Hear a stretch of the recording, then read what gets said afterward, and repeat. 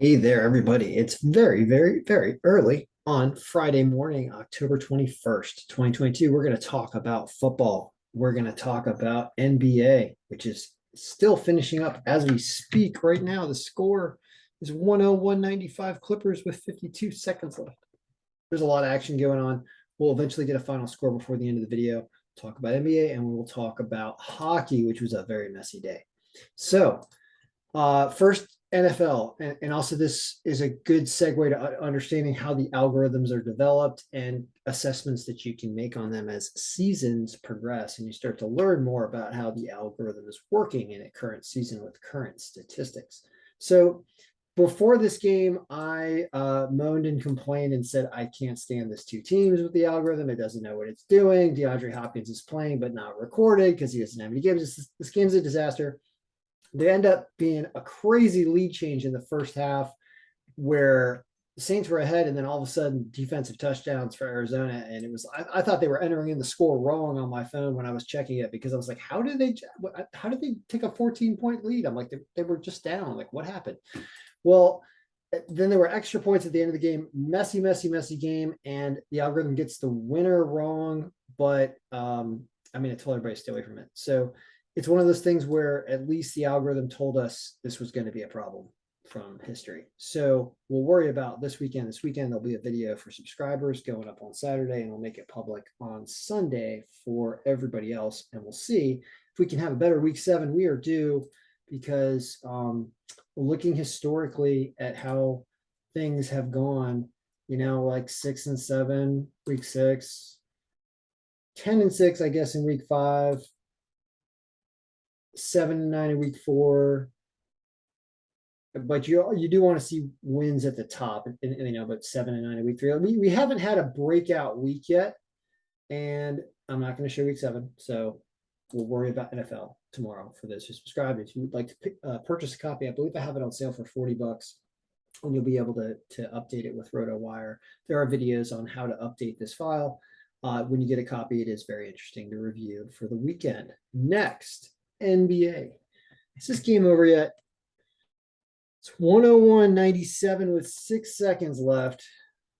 So Clippers are winning. We'll see if that is how it finishes. They're not covering right now, but they might actually if they just got fouled. So it's that kind of stuff where, as a better on the game, this is why I don't like taking teams minus points. Looks like they were favored by 5.5. So right now you're right on the cusp about whether or not they're actually going to cover based on free throws at the end or something. And that's just not a good way to gamble effectively, because you want to pick winners. And when I talked about the video and told Katrina what to take, I said take the Clippers to win, and it's very, very likely that they are going to win this game right now. So that's kind of how I view basketball. And basketball does stuff like this. Here's a Milwaukee Bucks team that's injured that the algorithm said would win. If you took them plus 4.5, or you took them to win, you win. And the algorithm just, I mean, it does this all year. This is what the difference between basketball and other sports. And I think that it's like this because it's a game that has so many points in it that it just gives more time for the better team to win, and the odds play themselves out that way. It's just more predictable. So let's talk about Friday. Bunch of games. We're still going to use last season stats because there's just not enough to start importing current season yet. I'll start that, I think, like Monday, probably Sunday or Monday, and we'll start going with standings and stuff after at least everybody's got to at least get 2 games in there. And then it's going to be super distorted for a little while, but it'll be helpful. And so we're going to look at tomorrow, though, or today here, Friday, 103-97. Look at that. Look at that. They actually covered. Final scores 103. Right? That's 6 points. Yep. Wow. So when you look at yesterday, this is what you love to see with the algorithm, which is yeses right in the middle here. This, when it's all green, we had a day last year where it was like 6 games or something, and it was all green. Everything was win and cover spread. It was like, wow. Even though the spread cover was actually not predicting that the Clippers would cover based on the points, and you can see how close it actually was in that final score. So it's interesting. This thing is really, really awesome. Here's the final scores right here. So lower scoring game, they barely cover. We thought they barely weren't going to cover. I mean, that's why you just take them to win, is you don't worry about any of that. You just win your pick. All right. So getting back to today. It's one of these things I'm trying to show you how to use the file, edit the file, update the file, because after the end of October, I'm not doing dailies like this anymore. This becomes a full-time job when you're running one sport sometimes, let alone multiple sports. So I have to just kind of get the file out to you. You can purchase copies of the file and then use it yourself. Because it's just too much to handle all the time, especially college basketball. You see how many games there are there, and they play at different locations. Sometimes it's just a disaster. All right, so looking at Friday though, and just getting an assessment of this with tonight's injury report, a couple things are popping out. One is that Phoenix has a 39% margin over Portland, and they're only minus 175. Both teams are a little injured, but that's for a number one pick to only be minus 75. You can see the odds makers think Atlanta over Orlando is the number one pick, and that's because Orlando is also clearly injured here. So there's that as well. But the percentage is still, the margin's still raw higher for Phoenix. So Phoenix is a number one there. Memphis, but they're injured and they barely won. I don't think they covered against the Knicks in the first game. So you could have potential problem here with this injury. The Atlanta Hawks do look like a good pick, but the line is terrible. So I don't know what you do with that. Knicks at home over the Pistons healthy is pretty good, but it's minus 250. So you have this. And now you're starting to get some underdogs. So here you have an injured Indiana and San Antonio on the road, but they're healthy, and it says plus 130. So this is one where a 9% margin is pretty good. So the plus 3.5 on round robin's a really solid pick, and to win, I guess, is the straight bet there because it pays better. And you've also got another Jazz upset that it is predicting. Jazz getting no respect still from the odds makers, even after the algorithm picked them off against whoever they played, Denver, I think it was, the other night. Well, here you've got a plus 310. I mean, you don't see too many big lines like that. They have Utah way down. So obvious plus 8.5 at a 7%. I mean, just what? I don't know why the odds makers and the algorithm would disagree, but the algorithms want to know on the duel about whether or not the Jazz are good this year, I guess. So there's that. Next, you have the Bulls that ruined us against the Heat last night. Not so healthy, playing the Wizards and even money lines. This is a tough game, but it does favor the Bulls here. It does think that they'll win at 7% margin. Then you start to get to really low margins here. Once again, you've got this game is really tough to pick and not a good line. You can tell with that because it's all the way down there.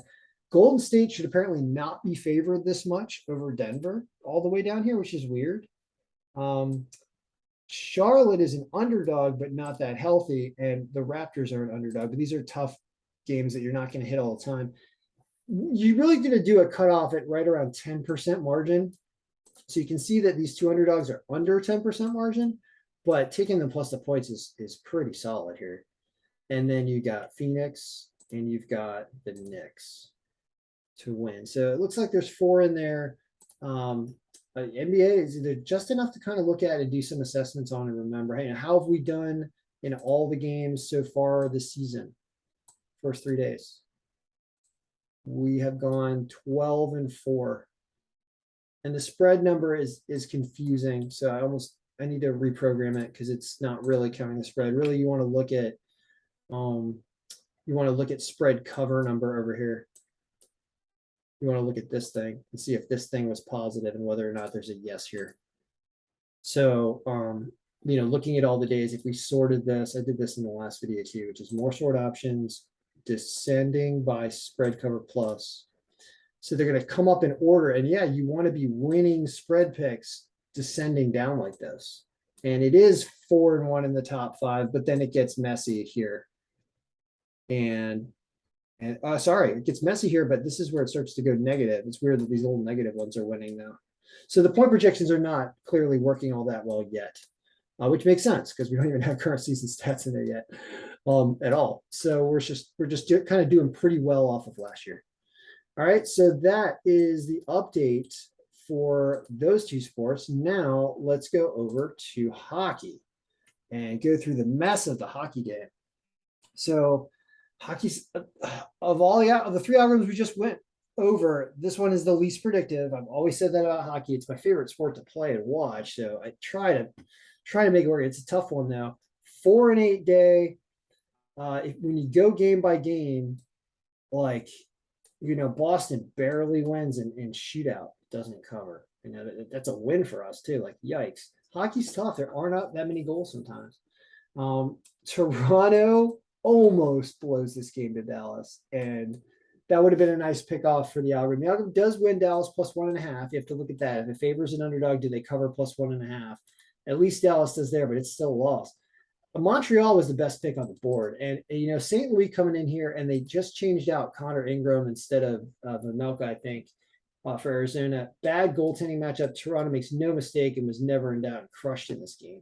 So that was the best one of the day, essentially. And as the pick ranks get resorted after I put scores in here, these are not the pick ranks that we went over in the video for the projections for the day. This is altered because the historical record and streak changes. So it's all dynamic. So Boston was not the number one pick, for example. It was the Rangers that were the number one pick. They lost.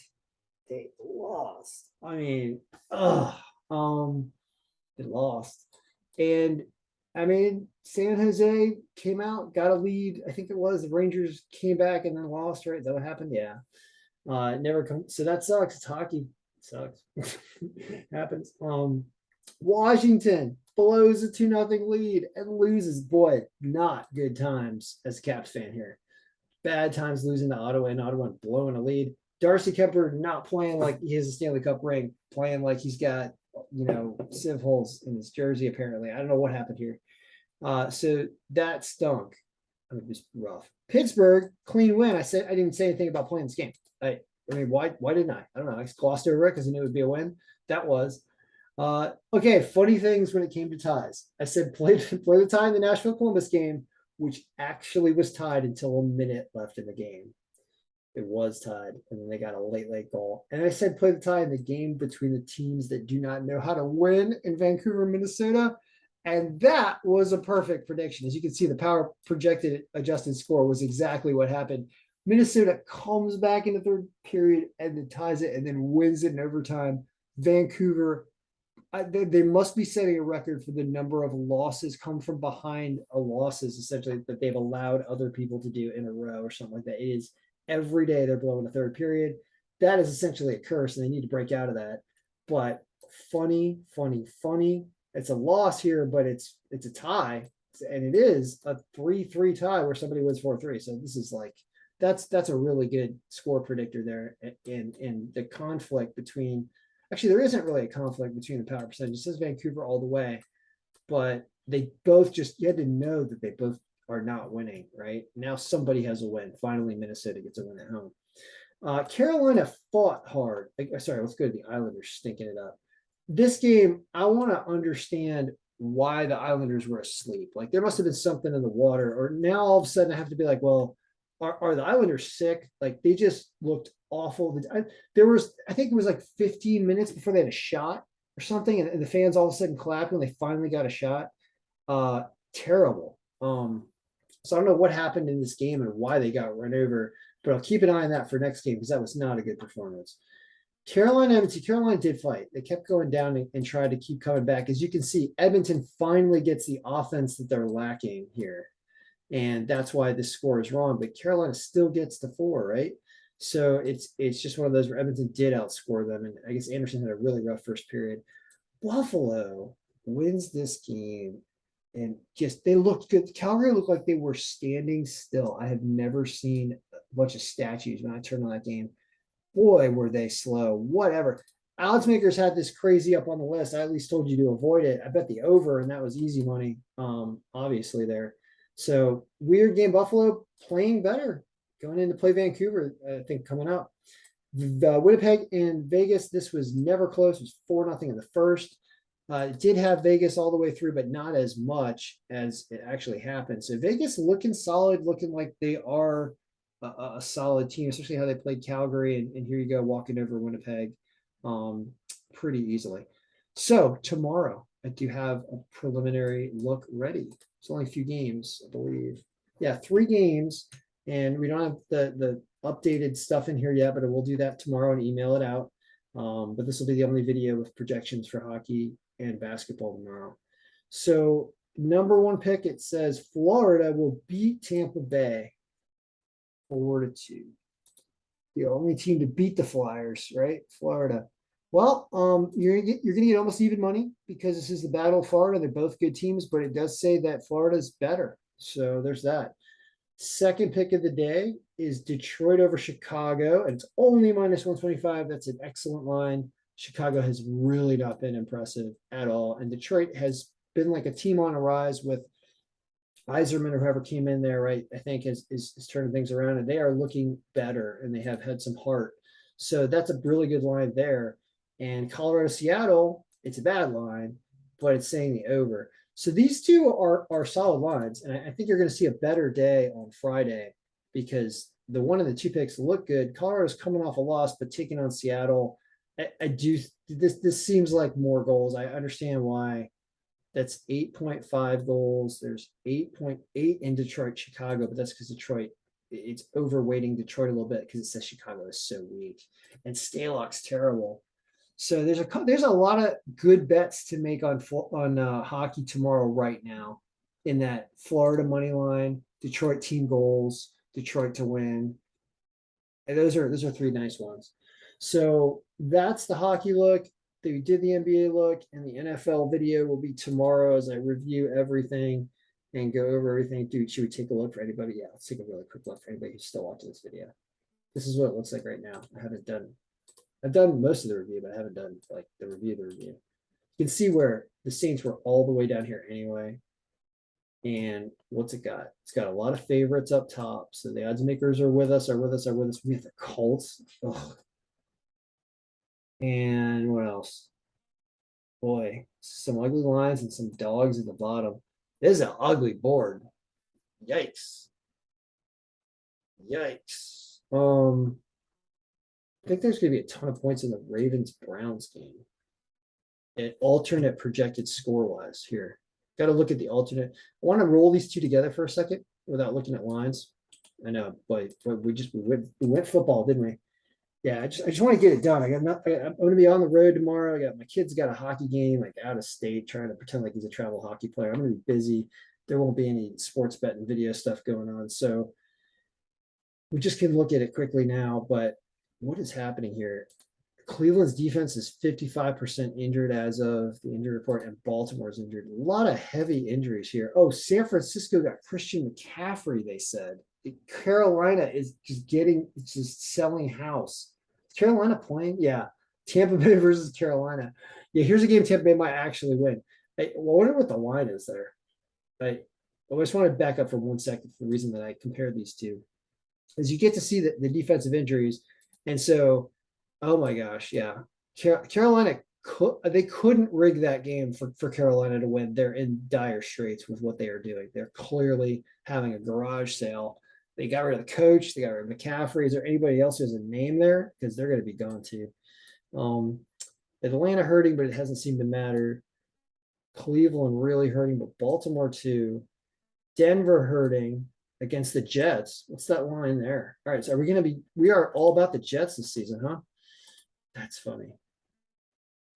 Yeah, let's look at that game for a sec, because really to hunt for decent lines on the day looks very difficult. Jets are -102. Who would have thought, if you told us that the Jets going into Denver would basically be a favorite essentially against the Broncos and Russell Wilson? You said that at the beginning of the season, you would get laughed out of whatever fantasy meeting you were in. People start throwing beers at you like, what are you talking about? You're going to take the Jets, we're going to take your money. Now it's actually the case. So I mean, what the world is upside down, but the Jets are one of the best picks of the day, line wise and order wise. Says they win by a field goal, and the alternate score says the alternate score for that game is 25-15 because of the injuries on Denver's defense and not so bad on the Jets. Wow. Yeah, so it becomes more difficult as the season matures, and I mean, I think that the odds makers are using the algorithm because they work so well. And you'd want to use a model to create the line. So why not use a model that works and predicts winners? So as this update process gets streamlined and these files just get out into the wild, and I keep doing the videos and we talk about results, it becomes a different game in terms of picking out what to play, because you don't get a string of underdogs that ever pop up at the top anymore. I mean, we had the Patriots a couple weeks in a row as underdogs up here, right? Like, look at what happened. We had the Patriots winning. Before that, we had Commanders losing. Yet, did the Raiders actually, they lost to the Chiefs, right? I guess we could open up the win losses. Point is you're not going to see a rash. Yeah, they lost, but they covered. You're not going to see a bunch of underdogs coming up to the top. It's going to start to look more like favorites. Like, you're not going to see this. Like, that was that weird game where we had the Colts over the Chiefs and it happened. Patriots as an underdog but losing. Broncos as an underdog and beating the Niners. Like, that kind of stuff is going to cease to happen as these things mature, and you can kind of see what's going on here already, right? You can't get a game in the top 5 that's below 250. And you do have this weird underdog here because Tennessee is still lagging a little bit in season stats because they started off so bad. But Indianapolis is a weird team in the way here. So anyway, it's looking like an over here. And is there one where there's an under? It's this Indianapolis Tennessee game going way under because the defenses are probably healthy also. Yep, defenses are healthy. Interesting. So the over under that game is set at 42, which is not all that high, but man, does it say almost no points. There's almost no points there and almost no points in Washington, Green Bay as well, because there are healthy defenses there. Okay. A lot of turmoil going on in Washington and ownership and stuff. So you're really going to have to dig this week, and it's not going to be easy. And I don't know how many really clean picks there are going to be. You're supposed to take Houston over the Raiders at plus 260. You get a touchdown with Houston. Wow. Yeah, Houston's not getting enough respect from the odds makers, I think. Kind of smell that coming out of the algorithm. And then the Niners now with McCaffrey going up against the Chiefs. So that's going to change this line. They're going to go from being an underdog to being a favorite. I'm sure they already have, actually. I almost want to look at that. And the Giants against the Jags. So here I can make a statement and end the video on this, which is the Jags had a guy who I think threw a game 2 weeks ago by taking a penalty and forcing a first down by going and attacking the quarterback when he was already offside and like already took a penalty. It was a clear attempt to keep the game going for the other team. I think they were playing Houston or something. And so this team, I don't know if that guy's still on the team. I'll probably do some research to answer that question because I want to know if they're going to do something about that. But like, they're a team that I think is susceptible to figuring out ways to lose games for whatever reason, whether it be a pure reason or not. And the Giants are finding ways to win games. So this plus 140 is a fairly strong pick down here for those reasons alone, let alone the algorithm saying that they barely pull it off in both the alternate score and the regular score, that they find a way to win. So, I mean, I don't like saying the L word because it curses it. Teams that I'll consider taking.